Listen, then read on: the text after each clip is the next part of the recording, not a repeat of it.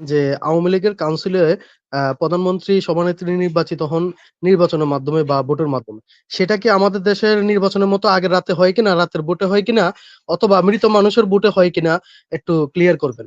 তাকে ভোট না দিলে উন্নয়ন করবে না। আমার ওনাদের কাছে প্রশ্ন যে আপনারা দেশের উন্নয়নটা করেছেন কি, এটা আপনি বলবেন যে উন্নয়নটা করেছেনটা কি। আওয়ামী লীগ এসব হুমকি দমকি থেকে কবে বেরিয়ে আসবে বাংলাদেশ থেকে?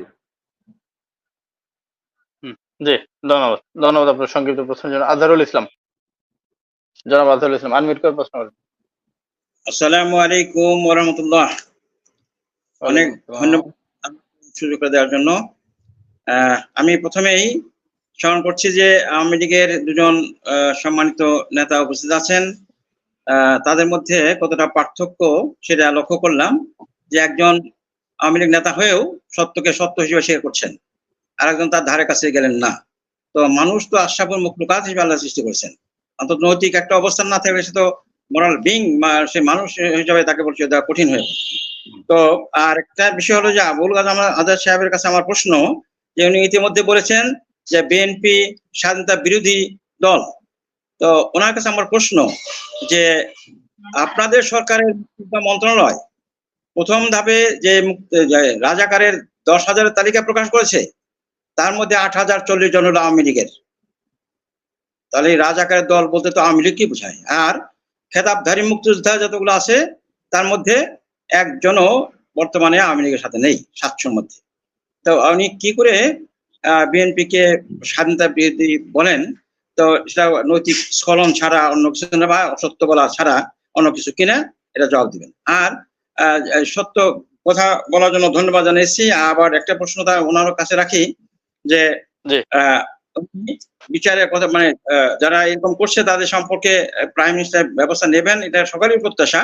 কিন্তু বাস্তবতা হলো, আপনাকে ওই ফখরুল সাহেবকে আমি একটু উদাহরণ দিই, যে গত উপজেলা নির্বাচনে আপনার নিশ্চয়ই নলেজ আছে, আপনি নেতা মানুষ, যে আমাদের সম্মানিত মোজাম্মেল হক মুক্তিযোদ্ধা বিষয় মন্ত্রী, উনি বিরোধী প্রার্থীকে আনারস মার্কায় বারবার তাকে দুর্নীতি দেওয়া হয়েছে উঠে আসার জন্য, সে নির্বাচন এলাকা ছাড়েনি, তাকে বিজয়ী করে ফুলের মালা পরে তারপরে নিয়ে ঢাকা এসেছিলেন।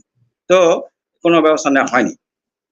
আর সর্বশেষ একটা উদাহরণ দেবো আমি, যে ধন্যবাদ ইসলাম, একটু সংক্ষিপ্ত করেন, আরো কয়েকজন দর্শক আছেন, সবাইকে সুযোগ দিতে হবে। ধন্যবাদ আপনাকে। Mosharraf Hossain, last point. ধন্যবাদ মোশাররফ হোসেন। আপনাকে সব প্যানেলের সবাইকে সালাম জানাচ্ছি। আসসালামু আলাইকুম। হ্যাঁ, বলছি সবাইকে সালাম জানাচ্ছি, আসসালামু আলাইকুম। দুঃখের বিষয় হলো যে ওই যে শাস্ত্র মানুষ বলে যে ভাইয়া এই মার সাথে মামুর বাড়ির গল্প করা, আর আওয়ামী লীগের যে যারা লোক আছে তাদের কাছে যে যখন শোনা যায় যে ওনারা মুক্তিযোদ্ধা এবং বিএনপি হচ্ছে রাজাকার, আসলে যারা জাতীয় রাজাকার এরাই যখন বলে যে তারা হচ্ছে মুক্তিযোদ্ধা, এর সাথে দুঃখের বিষয় আর কিছু নেই। কারণ আমি এই আপনার টক শো এবং টেলিভিশনে যেসব লোকদেরকে মুক্তিযোদ্ধাদারি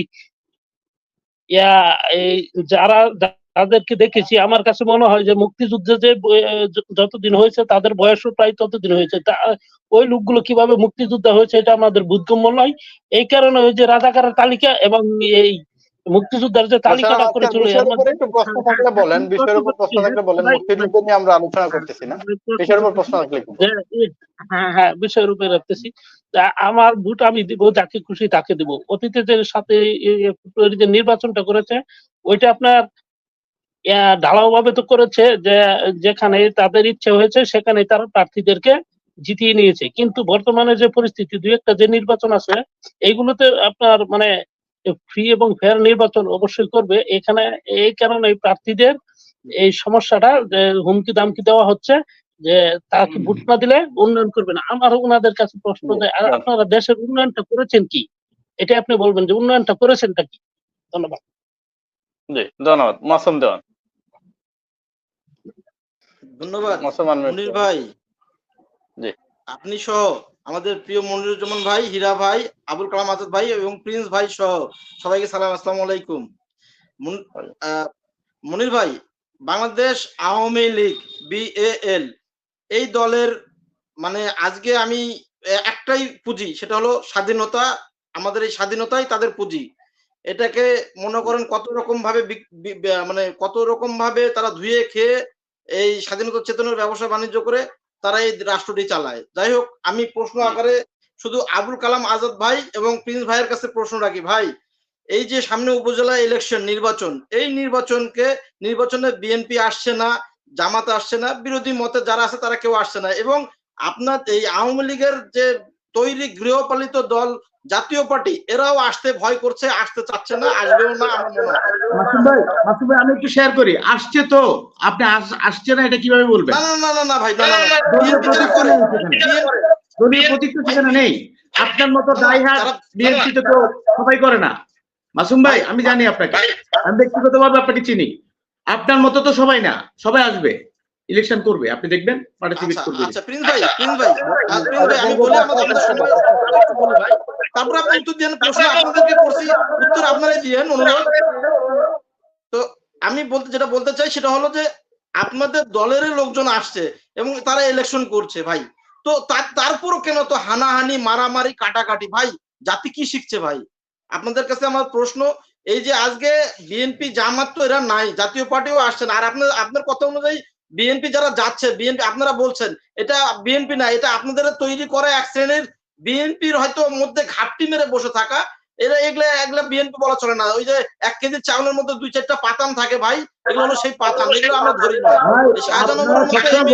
আমরা যদি এতই পারি, বাংলাদেশে 18 কোটি জনগণ যদি আমাদের সমর্থনেই থাকে, জননেত্রী শেখ হাসিনার রাষ্ট্রনায়ক তিনি তার সমর্থনে যদি সবাই চুপচাপ থাকে, রাজনীতিতে সহ অবস্থান থাকে, আপনাদের অসুবিধাটা কোথায় ভাই? আমি তো বুঝলাম না। আমাদের কোনো অসুবিধা নাই, আমাদের অসুবিধা একটাই ভাই, আমাদের অসুবিধা একটাই, কেন ভাই মানুষ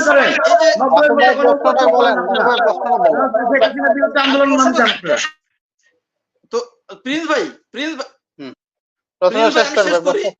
শেষ করি যে আপনাদের মধ্যেই তো নির্বাচন হচ্ছে, তাহলে আজকে কেন আলোচনা না করে আপনাদের মধ্যে হচ্ছে ভাই? এটা তো করে জাতি, দেশ ও জাতি কি শিখবে? আমরা দর্শকরা আপনাদের অনুষ্ঠানগুলো আমরা অনেকক্ষণ ধৈর্য ধরে আমরা দেখি, তো আমাদের প্রশ্নগুলো আশা করি যে আপনারা একটু নিবেন এবং সুন্দর উত্তর দিবেন। তো আপনি আপনার বক্তব্যে বলেছেন যে আওয়ামী লীগের কাউন্সিলে প্রধানমন্ত্রী সভানেত্রী নির্বাচিত হন নির্বাচনের মাধ্যমে বা ভোটের মাধ্যমে, সেটা কি আমাদের দেশের নির্বাচনের মতো আগের রাতে হয় কিনা, রাতের ভোটে হয় কিনা, অথবা মৃত মানুষের ভোটে হয় কিনা একটু ক্লিয়ার করবেন। ধন্যবাদ। না ভাই, ওটা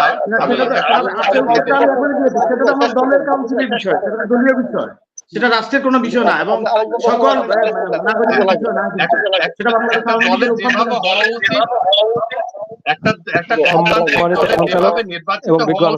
তিনি সেভাবেই হন। সম্মানিত সঞ্চালক এবং বিজ্ঞ আলোচক বিন্দু, আসসালামু আলাইকুম। আমি একটু মন্তব্য করতে চাই মনির ভাই, তারপরে প্রশ্নটা করতে চাই। বিষয় হচ্ছে যে স্বাধীনতার প্রশ্ন যেটা আসলে যে সবাই তারা এতটাই নজু হয়ে গেছে, তারা বাংলাদেশ ননসেন্স পার্টিতে পরিণত হয়ে গেছে। এবং তাদের শুধু কথা বলা ছাড়া, বড় বড় বুলি ছাড়া, যে ফখরুল ভাই একটু বলতে দেন আমাকে, একটু বলতে দেন, অবশ্যই বলবেন ভাই, একটু বলতে দেন আমাকে, আপনারা তো অবশ্যই বলবেন, একটু বলতে দেন। যে স্বাধীনতার আগে সবাই আওয়ামী লীগ করেছে, রাইট, আর সেই সময় জয় বাংলা স্লোগান সর্বজন বিদিত ছিল। বর্তমানে আপনারা সেটাকে দলীয়করণ করে নিয়েছেন, আচ্ছা নিয়েছেন, সেটা আপনাদের বিষয়। আর যেহেতু আওয়ামী লীগ মুক্তিযুদ্ধের নেতৃত্ব দিয়েছে, তাহলে বিশিষ্ট মুক্তিযোদ্ধা সিরাজ শিকদারকে যখন হত্যা করা হলো, কে বা কারা করলো, তার বিচার আজও হলো না কেন? যেহেতু মুক্তিযুদ্ধের নেতৃত্ব দানকারী দল আপনারা, তাহলে মুক্তিযোদ্ধাকে হত্যা করা হলো কেন, তার বিচার হলো না?